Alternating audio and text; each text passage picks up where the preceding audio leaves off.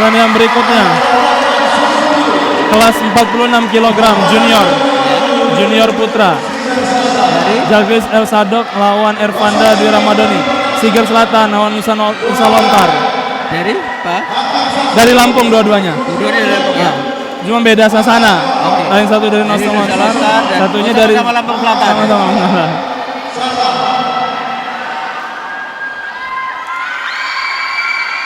Sebetulnya dalam sebuah sasana itu memiliki 5 sampai 10 petinju itu udah hebat ya sebetulnya. Ya. Dalam satu sasana dengan jumlah 10 petinju itu sudah cukup banyak sebetulnya. Tidak harus puluhan ya. Ya, tidak mesti. Ya. Memang mencari seorang atlet tinju itu tidak mudah, tidak mudah. Memang ada yang cuma ikut sehari 2 hari, besok hilang. Tapi karena euforia memang tinju sekarang lagi di kalangan artis pun juga lagi booming. Nah, sehingganya banyak yang tertarik. Ya, banyak tertarik tinju. Memang ada yang untuk cuma sekedar latihan, ada yang mau jadi atlet. Iya. Cuma untuk kebugaran gitu ya. Kebugaran. Mudah-mudahan event seperti ini terus menjadi continue.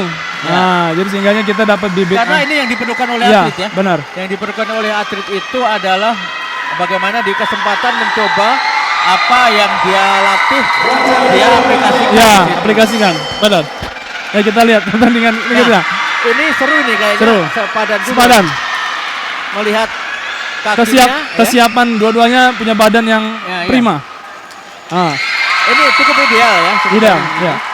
Untuk di kelas 46 kg junior ini. Ya. Sekolah, usianya masih sekolah, masih SMP apa SMP atau SMA.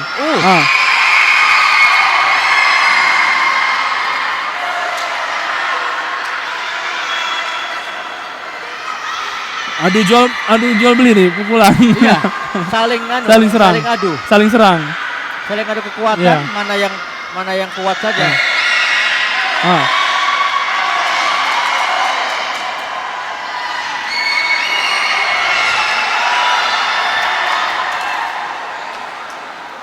Nah, itu menunduk. Nah, jadi sehingganya atlet tidak boleh menunduk. Wasitnya ini juga mantan petinju ini.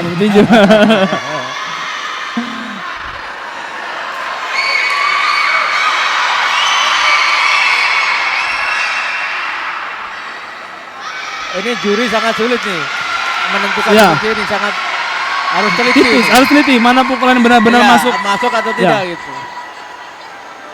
Pukulan yang dihitung adalah pukulan yang langsung mengenai target dan bersih. Jadi tidak ada mengenai tangkisan atau apa. Jadi langsung bersih, langsung kena pukulan. Itu yang dihitung.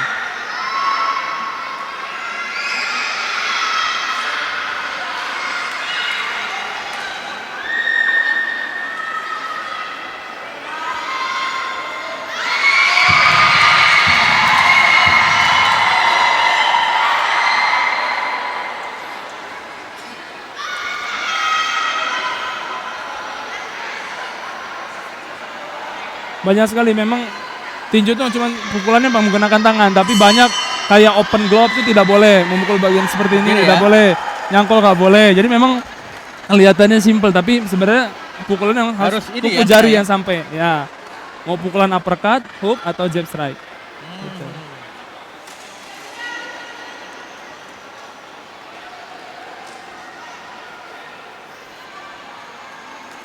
Bung Rama, kita bicara soal SDM ya, SDM tinju Lampung, terutama perangkat pertandingan baik wasit, juri, wasit ring maupun hakim dan juri di bawah ini sudah kira-kira kurang atau tidak kira-kira? Sepertinya perlu ada tambahan lagi sehingganya pas ada event, karena kalau misalkan dengan yang sekarang mungkin masih kurang, ini masih ada tambahan dari Bekasi, ada yang dari ini. Jadi wasitnya dari daerah yang mengirimkan atletnya, ngirim wasit juga, ya gitu. Sehingga tapi emang harus diperlukan juga dari Lampung, harus ada juga wasit, juri juga harus ada yang memadai gitu. Jadi memang, jadi kalau kejuaraan antar daerah pun kita tidak perlu susahnya mencari wasit di mana-mana gitu.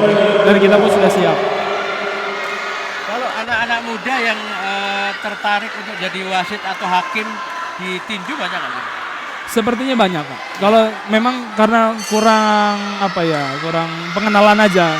Kalau di daerah Jawa atau apa itu rutin setiap mungkin kayak dari kampus mengadakan kayak pelatihan ini. Jadi memang di Lampung ya dikenalkan.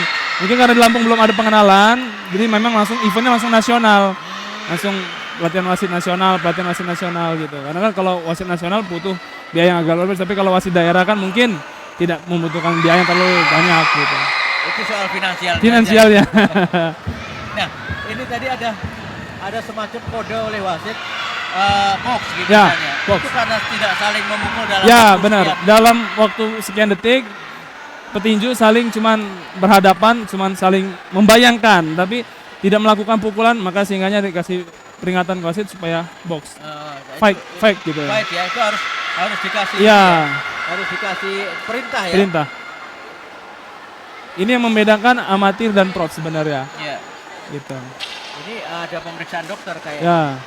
Ada Biasanya terjadi luka atau apa? Atau luka, ya. Kalau seperti ini keputusan terus atau tidaknya dari dokter. Dari juga ya? dokter juga menentukan. Jadi kalau kata dokter jangan, ya sudah. Stop.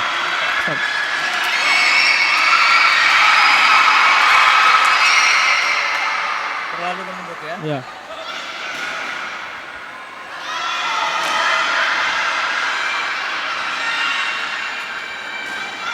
Oh, mereka adu jual pukulan lah.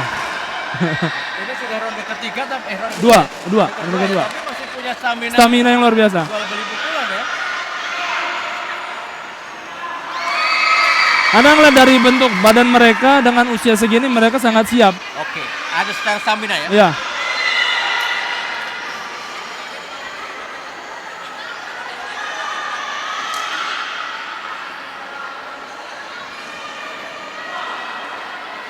Memang kemudian nanti di usia berapa kira-kira postur tinju itu akan terbentuk? Kalau dalam proses pertumbuhan atau kalau dulu saya belajar itu ada golden egg. Nah, di golden egg itu di sekitar usia 20 tahun. 21, 22 itu udah masuk golden egg. Terakhir itu di 24. Nah, pembentukannya itu mungkin dari 17 tahun sampai 20. Makanya ada usia youth, elite, senior. Nah, kan kalau secara peraturan itu 19 tahun itu udah 19 tahun ke atas sudah masuk elite. Karena pembentukan tulangnya sudah keras gitu. Itu pertimbangan secara medis juga. Medis juga, iya benar. Jadi tidak sembarangan Mbak Ya. usia segini. Usianya melawan dengan usia yang ini, lu nggak bisa, Bisa nggak ya? bisa.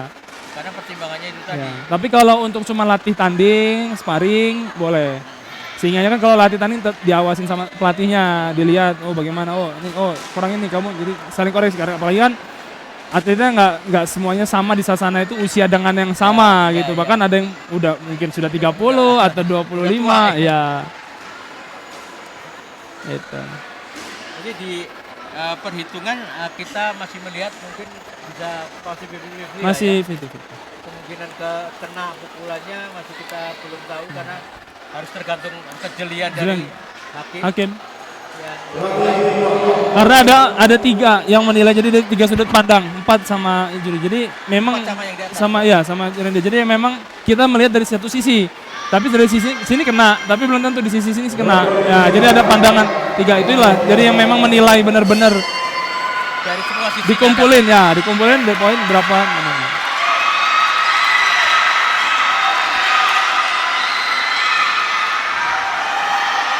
Kalau dari pandangan saya, biru pukulan banyak yang telat masuk. Biru masuk pukulannya.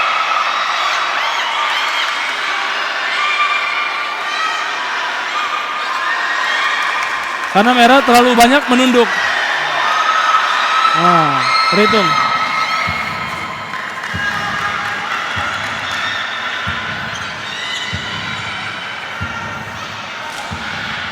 Dah. Dari ya. Nah, pelatih di bawah menentukan juga bisa dengan menyetop pertandingan dengan lempar handuk.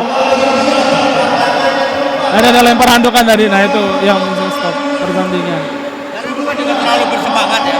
Ya. Terlalu bersemangat mungkin kehabisan energi. Energi. Di awal-awal dia bisa terus menekan, tiba-tiba tiba-tiba di apa namanya ronde-ronde berikutnya mulai kewalahan. Ini cukup lama nih partai hari ini. Ada 43 pertandingan. 43 partai.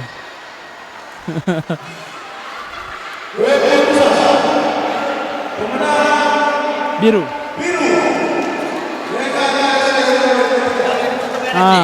Iya tetap RSC.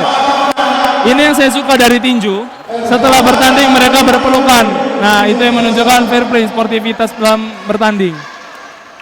Habis baku hantam, habis apa ya? langsung bersahabatan. Ya, jadi memang satria di atas ring dan di luar ring. Nah itu ada slogannya. Itu slogannya ya. Ya.